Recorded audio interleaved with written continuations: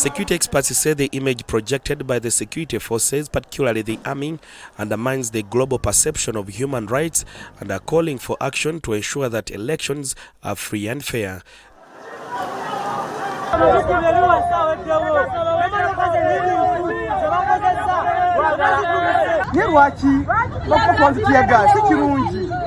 In Uganda,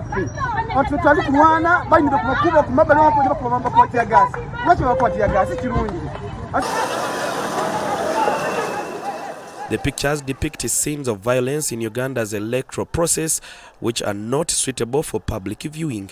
So that we collectively reflect on how to ensure security that is impartial, rights respecting, professional, and centered on citizens, because elections, like anything in a country, is for citizens. So you hear these elements in the civil society asking both sides to keep restraint. You hear the statement from the media that we should be neutral. If you say you are neutral when the foot of an elephant is on the tail of a rat, the rat will not understand you. The security forces are expected to protect Ugandans and uphold their rights and freedoms, but the current scenes suggested the opposite, with reports of people being beaten. Reliance on the army in political disputes.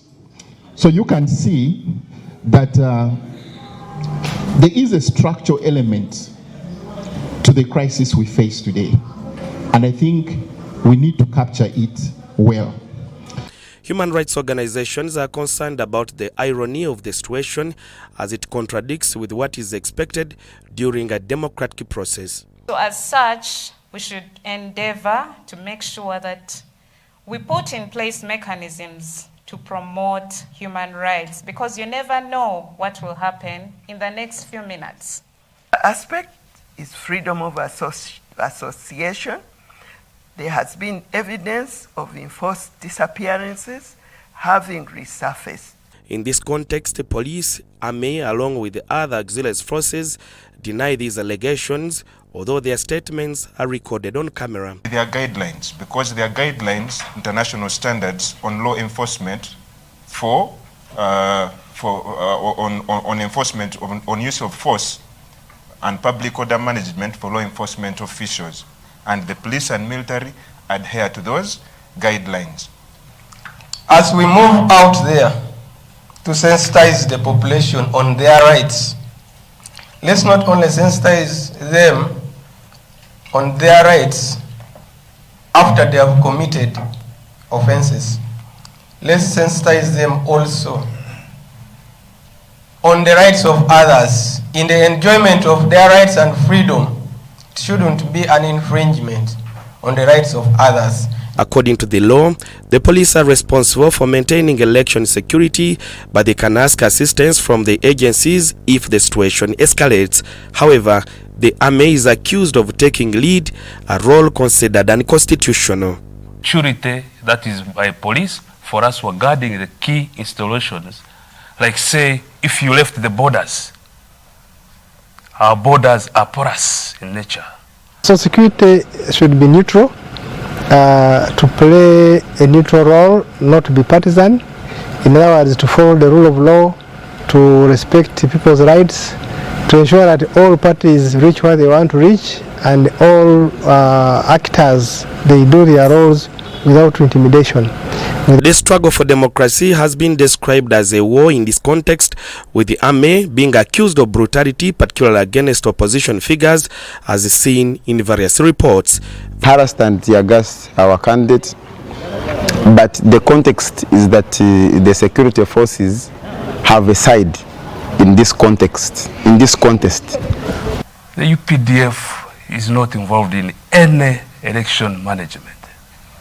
The UPDF doesn't deploy its personnel with sticks that they used to beat. No, the UPDF is deployed with a weapon, and this weapon is used on targeted ends when the enemy is there.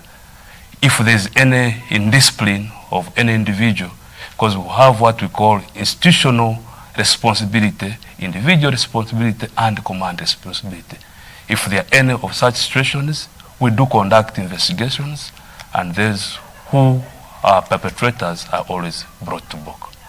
Additionally, attacks on media houses and journalists are being reported, leading many to avoid covering politics due to fear for their safety. Research is not only about preventing unrest, it is fundamental about enabling citizens to exercise their sovereignty freely, safely, and confidently. The army has denied allegations that Kenyan activists Bobby Njagi and Nicholas Oyo were in their custody at Kasenyi, a Special Forces Command Training School. Because there's no that evidence that the Kenyans were in SFC facilities. We are not aware of that. We don't have detention centers for civilians. Our detention centers are for uniformed personnel, and they are accessible to each and every person. Security experts emphasize that both political parties need to establish a more humanitarian approach to create fairness in election process.